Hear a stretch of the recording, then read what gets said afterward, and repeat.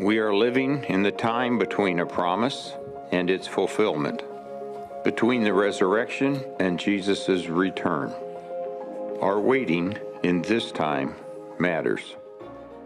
What if, according to Jesus, the overlooked, the daily, and the ordinary had eternal significance?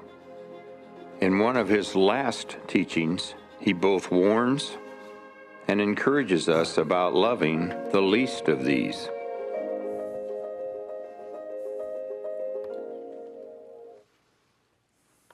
Hi, everybody. I just killed all my tech. Give me one sec. Super good at breaking stuff. It's my spiritual gift. Welcome to the Sunday after Thanksgiving. You made it. You did it. Everybody feeling okay? Got your stretchy pants on? Still have it on. That's good. Let me ask you, and this is not rhetorical, did anybody this past week, this past Thursday, no matter what you were doing, no matter where you were, who you were with, even if you were by yourself, did anybody have the thought, man, it was so good to spend Thanksgiving with Jesus? And I don't mean in that metaphorical way Christians talk about Jesus being in everybody's heart. I mean, like, seriously, did anybody think, can you believe how many dishes Jesus did on Thursday? Did anybody think, my favorite part of Thanksgiving was passing out on the couch next to Jesus in a food coma? Did anybody think that? Like even one person? Because according to Jesus,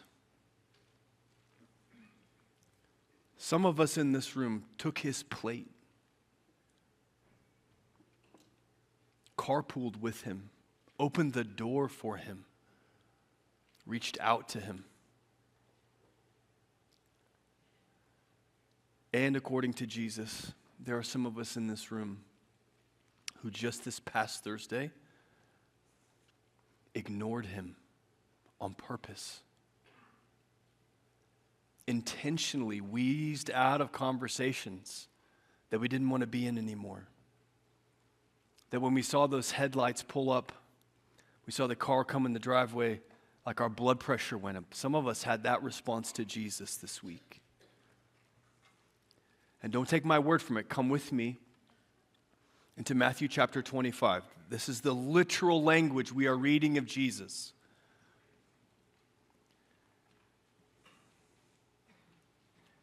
And the difficult reality for you and I, for you and me, for us, is that we miss it.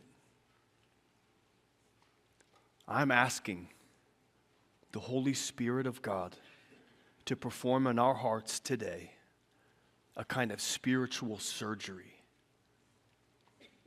that we don't miss these incredibly important moments, these eternally significant moments.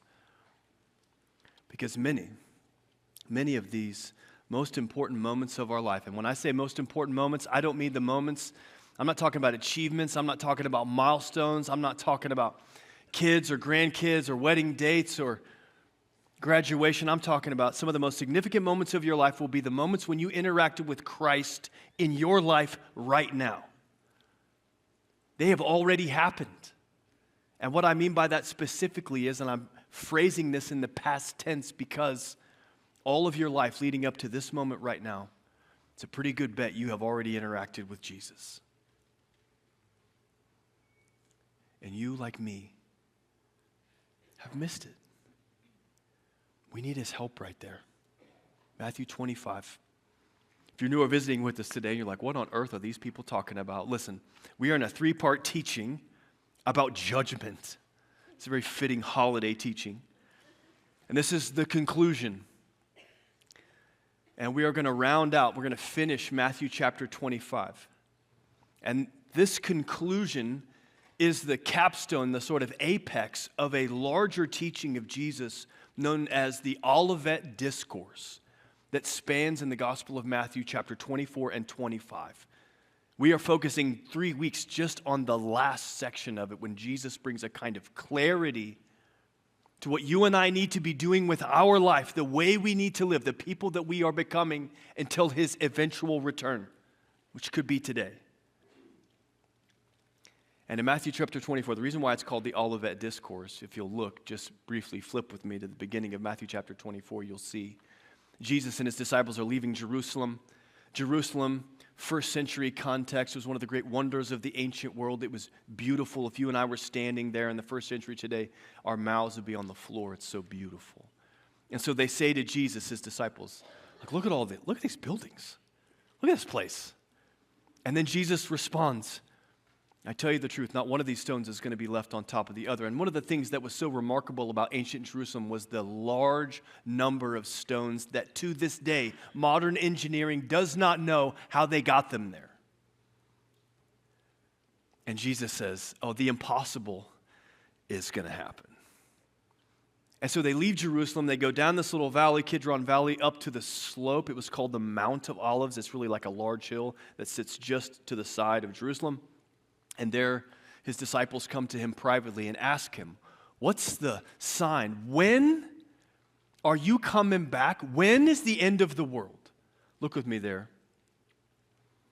Chapter 24. Tell us when, I'm in verse 3, all this is going to happen. What's the sign of your return and the end of the world? That's the question that frames the Olivet Discourse. And that's the question that informs our interpretation of the end of chapter 25. So let's keep that running in the back of our minds. Disciples, when? Date and time. Put it on the calendar, Jesus. Now, he responds in a really radical way. He does not give date and time. If anything, he says, no one's going to know the date and time. It's going to happen faster and come on quickly like you're not even going to know. But here's what I do want you to know. You're going to be able to look out over the landscape of the world you're living in and see a bunch of deception, a bunch of people claiming to be the Messiah. There's going to be earthquakes and wars and famines, a ton of suffering. There's going to be a loveless culture, rampant with sin. But look at what he says in verse 13. And you endure through all of that. On the other end is salvation for you, because the gospel is going out to the whole world, to all the nations. That's a critical phrase. And then the end will come, and he just keeps going. He provides a kind of diagnostic. Now, his disciples, when is it going to happen? He was like, here's what I want you to know. And it all begins to funnel towards this language of preparation. So, chapter 24, Olivet Discourse, all the way through verse 44 is the teaching. We get into verse 20 or 45, and Jesus will launch into 3 illustrations, 3 stories to bring an emphasis to what he wants us to focus on before the eventual day of judgment. It's all about preparation.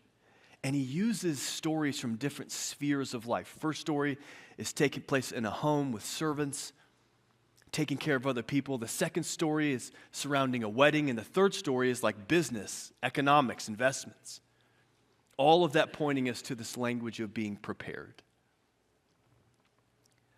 And it's right there we get into verse 31.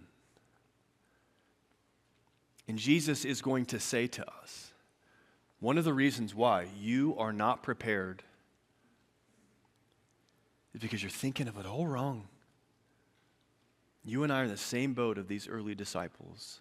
Now, when we get to verse 31, that narrative shifts again. He comes out of stories and he gets very practical. When, verse 31, when the Son of Man, that's his designation for himself, when I return in glory with all the heavenly hosts, all the angels with me, and sit upon this glorious throne, all the nations are going to be gathered in my presence. Just for a moment, let your imagination run wild trying to think of if Jesus were to return right now, every human being ever standing before his throne. That day is coming. And he says, and I'm going to separate them. Like a shepherd would separate his sheep from his goats. That's a weird reference for you and I. Actually, just this past week, spent some time at a goat farm, oddly enough, where there were sheep mixed in. And you could see which one were sheep and which one were goats, even though their body shape is very similar, about the same size, eating the same food. It was easy to spot them. So it was easy for me then to imagine, oh yeah, Jesus is going to go, hey, you guys are going to come here to the right. The sheep here to my right are going to listen to these words come out of the mouth of Jesus. Come, blessed by my Father. Inherit the kingdom prepared for you from the foundation of the world. And I think up until this moment, you and I are tracking completely with Jesus. Even though hard to imagine, we're like, okay, it's coming judgment. He's going to separate people. And the people that you want to be on the right, those are the sheep. They hear, come, got it. But it's what he says next. Because I was hungry and you gave me something to eat. I was thirsty, you gave me something to drink. I was a stranger, you invited me into your home. I was naked and you gave me something to wear. I was sick and you came and take care of me. I was in prison and you were the one who came and visited me. Now that is a stark transition. And it breaks the normal sequence of what you and I would think. And it does the same for those who are listening to him. Now Jesus is for you and I and his disciples for the past 2,000 years, giving us a window into the future. The most trustworthy window into the future you will ever get comes from Jesus. He's like, there's coming this day. And what I'm going to say to you is, you are the ones who gave me. You are the ones who ministered to me. You took my plate that one Thanksgiving. You didn't know it. And so, the righteous ones, look at what the text says right here. Verse 37, the righteous ones will reply, Lord, when? When did we ever see you? And then the text repeats those 6 things again. When did we ever see you hungry, thirsty, stranger, naked, sick, or in prison? And the most controversial language then comes from the mouth of Jesus. I tell you the truth. Look with me in verse 40. When you did it to one of the least of these, my brothers and sisters, you were doing it to me. He's not using metaphor. He's not telling a story. This isn't an illustration. Jesus so closely identifies with his people. It's doing it to him. He doesn't say, like it was me. He says, me. That's jarring. It was jarring for this future audience, and I think it should begin to wake us up. I am asking the Lord to perform a spiritual surgery on our eyes, ears, and hearts this morning, that we may not miss Jesus when we encounter him in our daily life, because we already have, and we will again. And in the mind of Jesus, that is so important that that's what comes up on Judgment Day. I mean, what are we going to put in front of Jesus? Some accolades, some achievements, some bank accounts, some things that we did, some places that we went. And he's going to talk about our compassion to those who were in need. This is striking. We are not prepared. And it is one of the primary reasons why we are not seeing Jesus in our life. We are prepared for all kinds of things. You got a spot in your house right now where you are prepared for something that might happen in the future? You got like a secret stash of toilet paper somewhere in your house right now?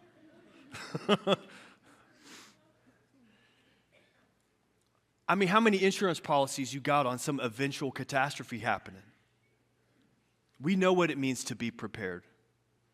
How many of you are already prepared with food for the rest of today, maybe even this week for my hyper planners? You got a game later on you're watching, you're preparing for? You got some appointments, some meetings, some projects, some term paper due, some final coming up you are already preparing for? We know what it means to prepare. But is any of it preparing us for the day we're going to meet Jesus?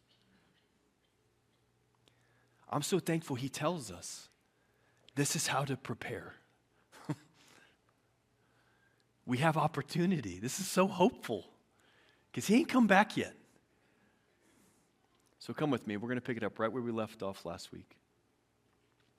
We got to hear his language to those who were on his right. Now let's listen to those who were on his left. And as we walk through this text, I want us to be on the lookout for the contrast that emerges in the text. It will be like black and white kind of contrast, and the repetition that emerges. And as we do that, it's one thing to read the text.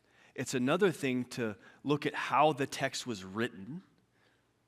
And it's another thing to go, what does that say? What does that mean? Why so much? Of all the things Jesus could have said right now about Judgment Day, this is what he chooses. Why?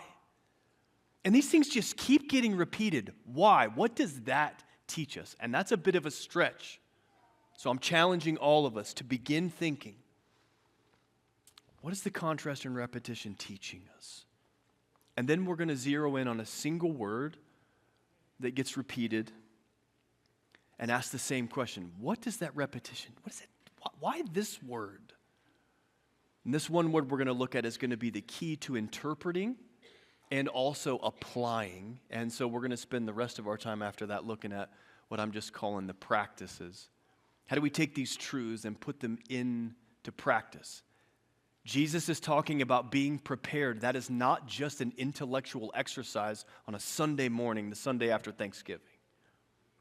This is a way of living. So we're going to talk a lot about how these truths work their way into that. So let's run these 6 verses and be looking for the contrast and repetition.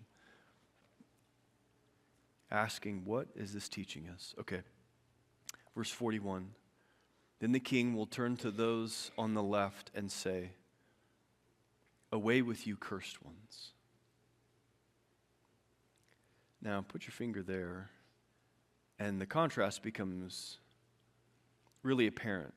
To those on his right, verse 34, come, you who are blessed by my Father. Away with you. Depart from me, you cursed ones. Write this in your notes, Matthew chapter 7, verse 23. It's a very similar language used by Jesus at the end of the Sermon on the Mount, Matthew chapter 7. And there, Jesus, talking about Judgment Day, is instructing the crowds and his disciples. There's going to be a lot of people who come to me on Judgment Day.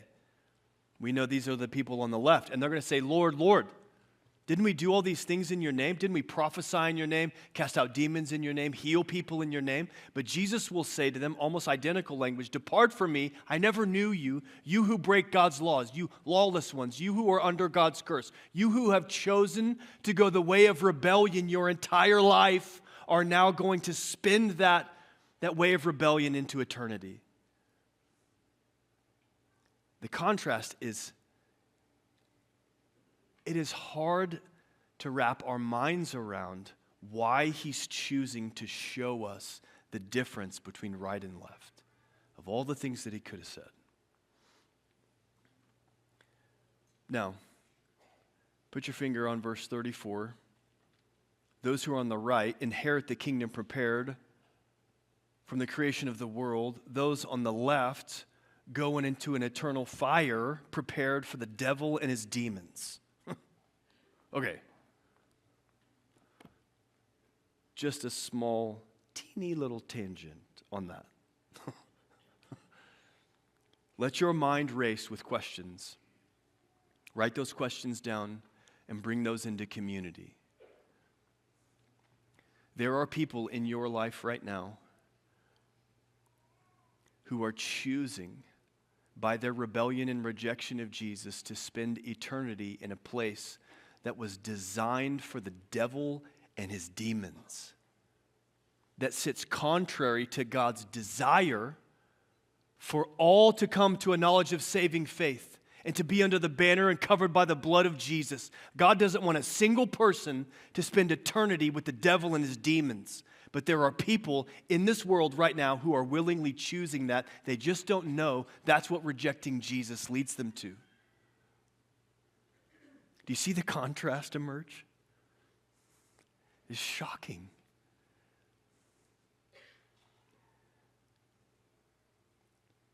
And I think it it very well could wake many of us out of our spiritual slumber, recognizing that eternity hangs in the balance every single day of every single one of our lives.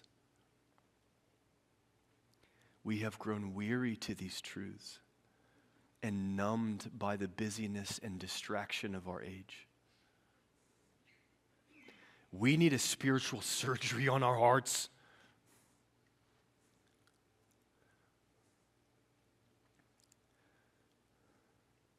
Come with me.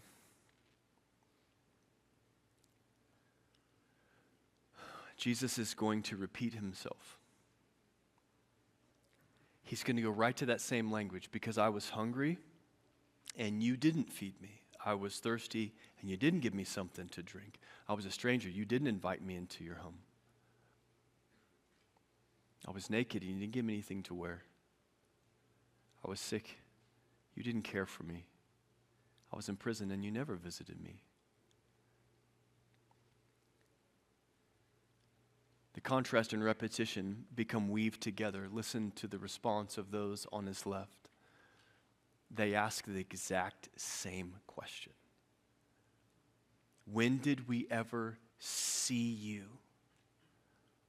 Hungry, thirsty, stranger, naked, sick, or imprisoned. Repetition again. That's the fourth time we hear that language.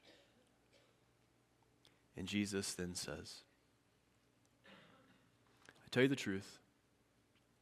I'm in verse 45. When you refuse to help the least of these, my brothers and sisters, you were refusing to help me.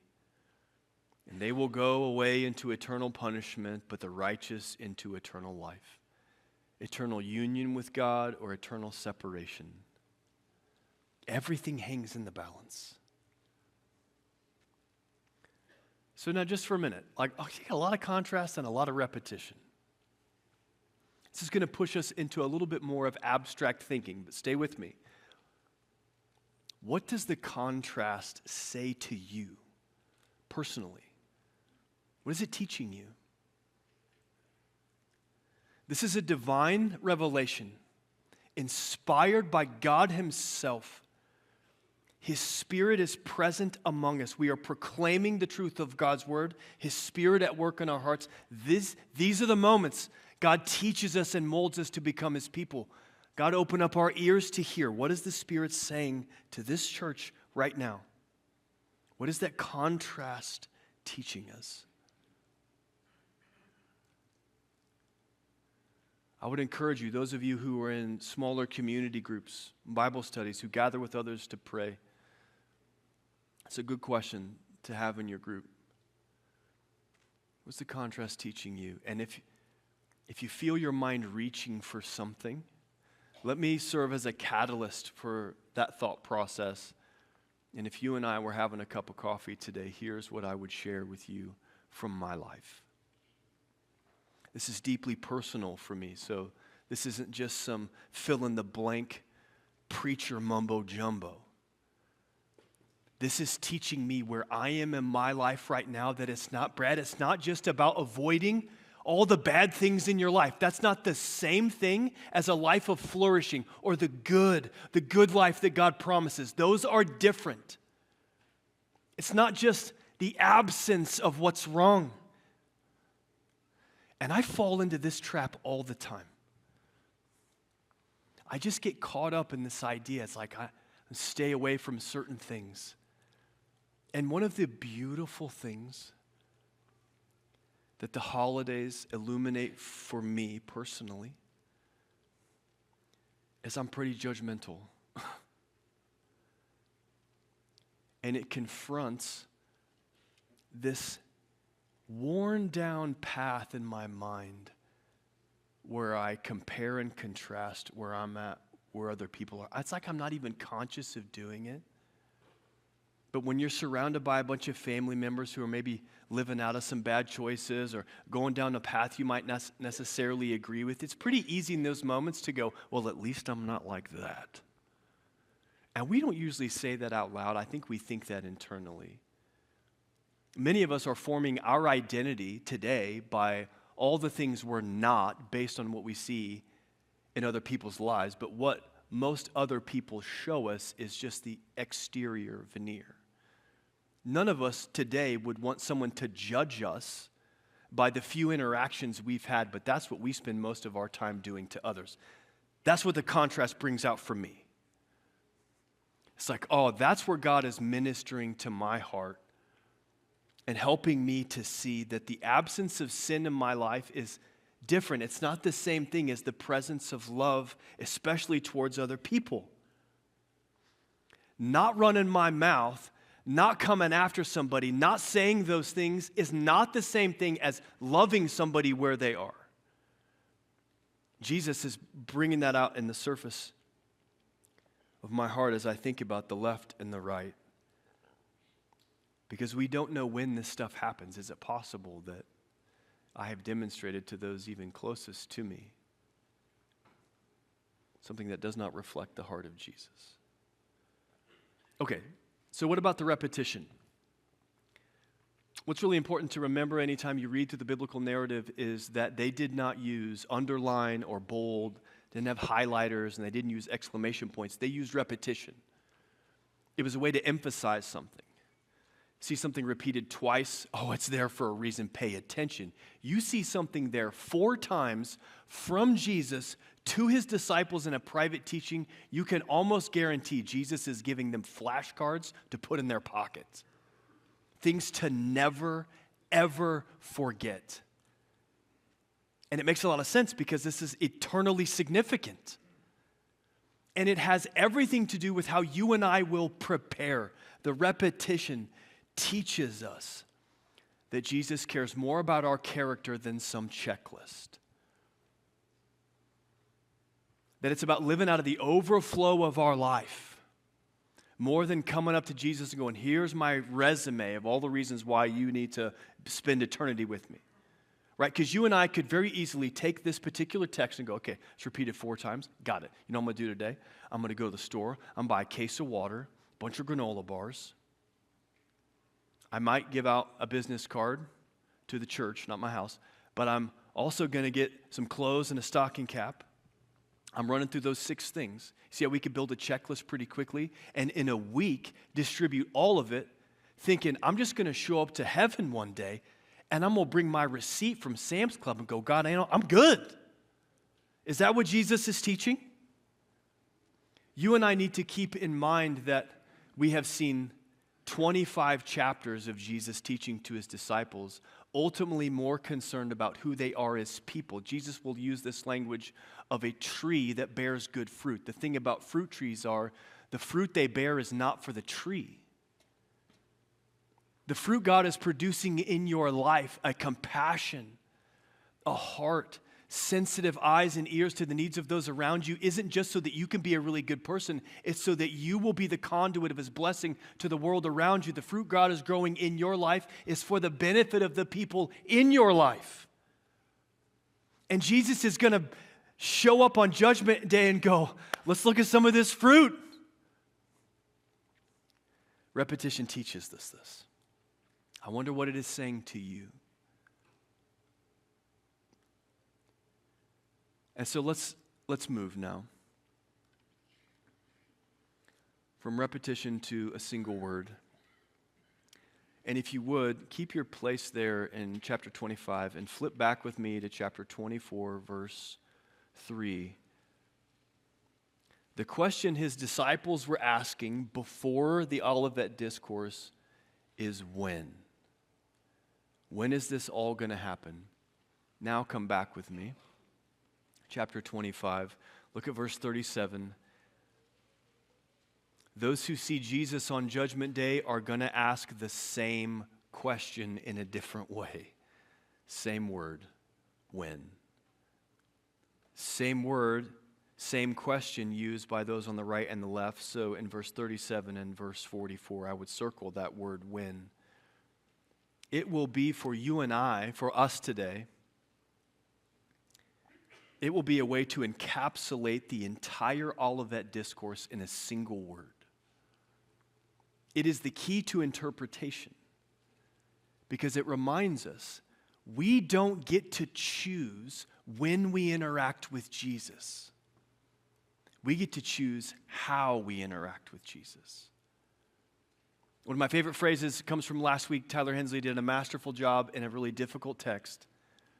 And he said, we do not get to choose who the least of these are. We spend most of our time justifying and denying, helping those in need because we want to determine who the least of these are. But not according to Jesus. And in the same way, we don't get to choose when Jesus shows up in our life. We know he does. Our responsibility is to respond to that. Okay, so if I say, think about this word when, its connection throughout this text. And if we could treat it and just kind of like shove all the Olivet discourse into this single word, and now we can take this word into our pocket. What does when teach us? What does it open up for us? Bring this with you into community. I want to give you just a few minutes just to consider this. Why is that word repeated? Why is that the language that they respond with? I mean, when you think about how this conversation unfolds, it's remarkable. When? I'll share with you how it's rattling in my heart. Use this as a catalyst for your own. When allows us, this is me, it allows me to live more intentionally with the people around me as a way to prepare. I mean, Jesus is saying, this is how you prepare for my coming. It's in how you are with everyone around you. It's like your love for God is going to be on display in your love for others. This is the teaching of Jesus in Matthew chapter 22 when somebody comes to us and says, what's the most important commandment? He's like, a complete and total love for God on display in your complete and total love for the people around you. So it makes a lot of sense to me that we get to Judgment Day, and what is he looking at us through the lens of? It's that love for others. It's how you see your love for God on display. And I have an opportunity right now to be prepared. And it comes out in how intentional I am with the people around me. That's really motivating. But it also gives me a sense of urgency that eternity hangs in the balance. And I'm thankful it doesn't hang on me, it hangs on Jesus. And my responsibility is to bear witness to the one in which everything hangs on. That's an opportunity we have. It's whether or not we're taking it, saying yes to that opportunity. Or are we hiding behind our insecurities and our fears? Are we hiding behind our justifications of why we don't need to say and why we don't need to do, and we let other people's beliefs and other people's political leanings and all the nonsense we let come in between us? I just wonder if Jesus would say, why is that more important than introducing them to me? All this one word, it just unpacks a lot for me on a personal level. It's an area I believe God will not let me go. But it also allows us to see Jesus in the way he chooses to reveal himself. Think about this for a second. He wants us to see him in a particular way. That's why he's revealing it. He wants us to see him in others. Like those people that we overlook, ignore, and pass by, and try not to talk to, and hope they don't make eye contact. Why are we trading that for life with God? I don't know. It doesn't sit super well with me. Especially when I think of how Jesus revealed himself as one of the least of these. If you go throughout his life and ministry, you can go from the moment of his birth in abject poverty to peasants, to live in the backwoods, nowhere area of Nazareth. In the first couple years of his life, the king of the Jews, Herod, this mass genocide of little boys 2 years and under. It's the untold message of Christmas. Trying to he was hunted from his birth. steps into full-time ministry as a traveling homeless teacher living off the generosity of others in the religious establishment of his day. The moment they feel threatened by him, put into play a plot that would ultimately have him arrested as a criminal.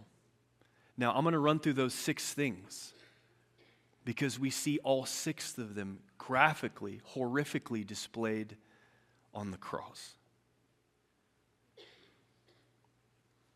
We will often talk about the cross, and rightly so, as God's single greatest demonstration of love towards humanity.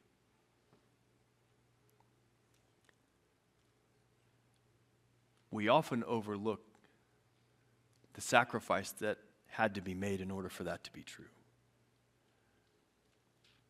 Where Jesus was hungry. He hadn't eaten since Passover meal the night before. As he's hanging on the cross, one of the last sayings of Jesus is, "I'm thirsty." He was treated as a foreigner and a stranger amongst his own people in the capital city of that entire nation. Outside the city, being crucified under the oppression of the Romans. And he hung there naked.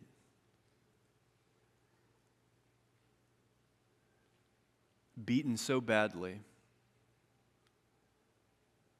bleeding out and suffocating, a horrific kind of illness.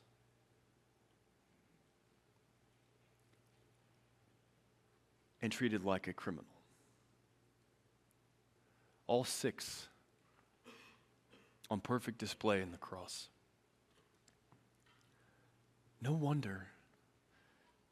Now you look at his life before the cross, and who was he ministering to?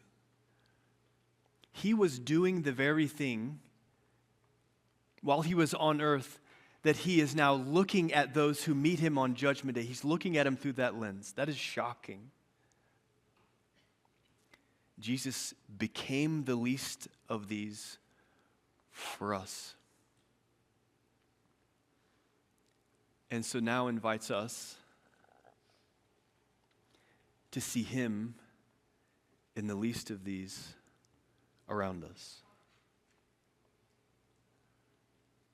We take the entire Olivet Discourse and summarize it in a single word that we can carry with us.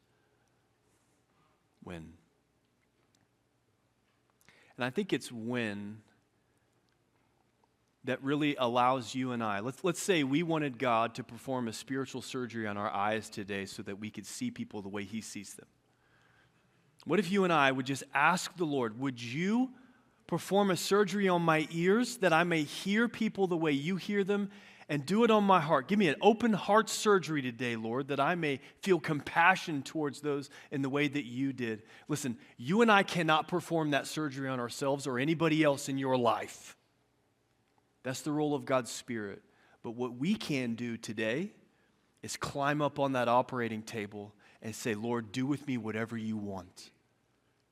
That's how we take these truths and we bring them down into a practice.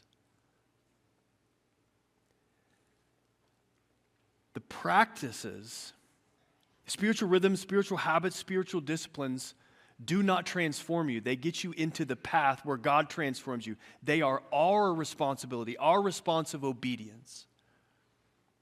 And so what does it look like practically? How do we prepare? What would you do this week given this text? I would start right here, just walking into every situation and circumstance, asking a question. How can I help? How can I serve? What can I do?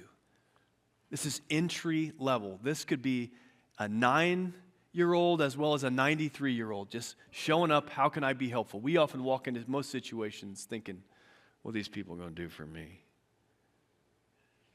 So we ask, how can I help? And this next one is not a Christian version of Where's Waldo, right? We're not, looking out in a crowd for Jesus. We're just walking into situations, realizing that Jesus is amongst us. He's inviting us to see him in the faces of those around us. That's his invitation. That's his design. We don't get to pick that. We didn't choose that.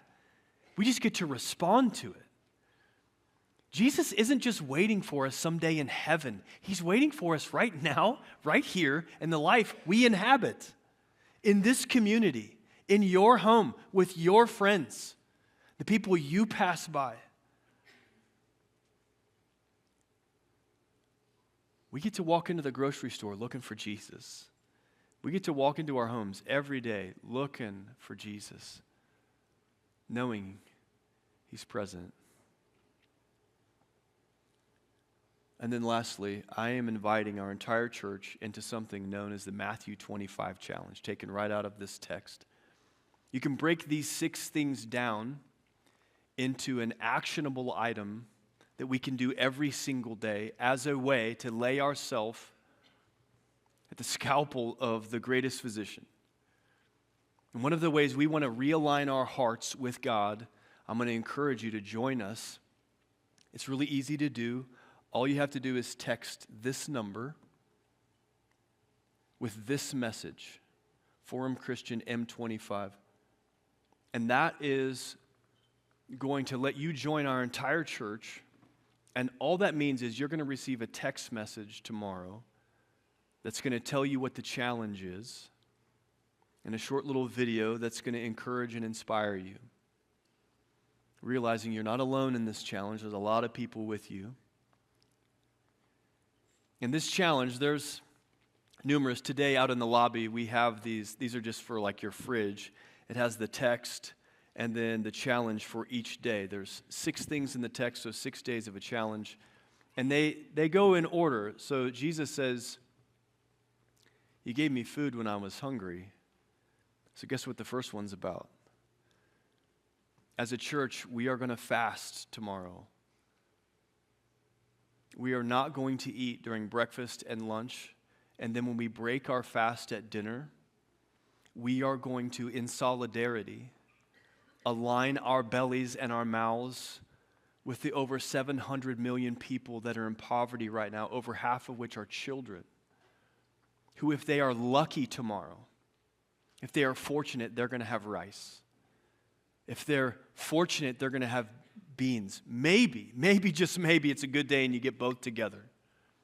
Join us in this challenge. We actually have rice and beans out at the starting point and the kiosk today. We wanted to make this as easy as possible to kickstart this challenge, and this includes everybody here. Feel free, go. We have them. They're ready. Just grab rice and beans and join us in the Matthew 25 challenge. The second thing Jesus said was, "You gave me something to drink when I was thirsty." So the challenge on day 2, you'll get a text message reminder of this, is just to drink water all day. You can eat, so that's good. But think of all the other things that you drink. There are millions of people today that will travel miles to gather enough dirty water that they know is going to make them sick, but it's all they have. And so as you drink clean water tomorrow, may it be one of the ways God opens up your eyes and your heart and ears to see those who are in need, not just in our community, but in the community around the world. We are partnering with World Vision. This church is bringing resources and the gospel to a nearly forgotten area of northern Kenya. We're going to launch that next week. You don't want to miss this. And in preparation for our chosen launch Sunday, we're beginning with the Matthew 25 challenge. Then the king would say to those on his right, "Come, you are blessed by my Father. Take your inheritance, the kingdom prepared for you since the creation of the world. For I was hungry, and you gave me something to eat. I was thirsty, and you gave me something to drink. I was a stranger, and you invited me in. I needed clothes, and you clothed me. I was sick, and you looked after me. I was in prison, and you came to visit me." Then the righteous will answer him, "Lord, when did we see you hungry and feed you, or thirsty and give you something to drink? When did we see you a stranger and invited you in, or needing clothes and clothe you? When did we see you sick or in prison and go to visit you?" king will reply, "Truly I tell you, whatever you did for one of the least of these brothers and sisters of mine, you did for me." The Matthew 25 challenge was a transformational moment for my family and I. There was one particular day when the challenge was to sleep on the floor. And I walked by my daughter's room, and she was already there on her sleeping bag, reading her Bible. The Matthew 25 challenge was an incredibly spiritual experience for me personally. God was teaching us different things every day, and sharing it with each other was really exciting. Well, when it came to the Water Day Challenge, 3 words come to mind: caffeine, withdrawal, headaches. Going without coffee all day was a lot harder than I thought. I would get these headaches, but every time I did, it would remind me of the 6-kilometer walk that women and children have to do to get unclean water. My first thought was, this will be easy. I grew up missing meals and sleeping on the floor, but my daughters, not so much. They were challenged to come out of their Wi-Fi life and actually experience what kids around the world experience every single day.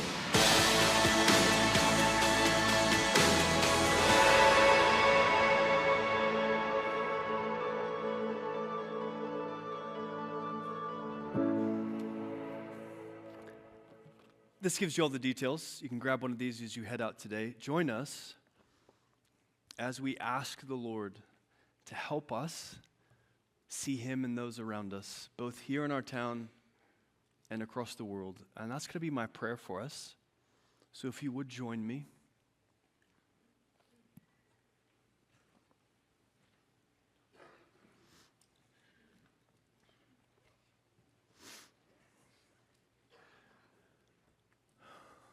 Our Father who is in heaven, we come with confession that we have not seen you in the way you have chosen to reveal yourself. Forgive us. And I pray as we receive your forgiveness, your pardon, that it would give us a sense of urgency to go from this place having immersed ourselves in your word. Would you light a fire in us for the sake of others? And whatever good thing you are doing in our life now, I pray, O Lord, may it be for the sake of others. Help us to take seriously the opportunity we have to join you in the transforming work you're doing in our life. Allow us to take your truth and bring it into our daily life. We need your help. May all of it be for your glory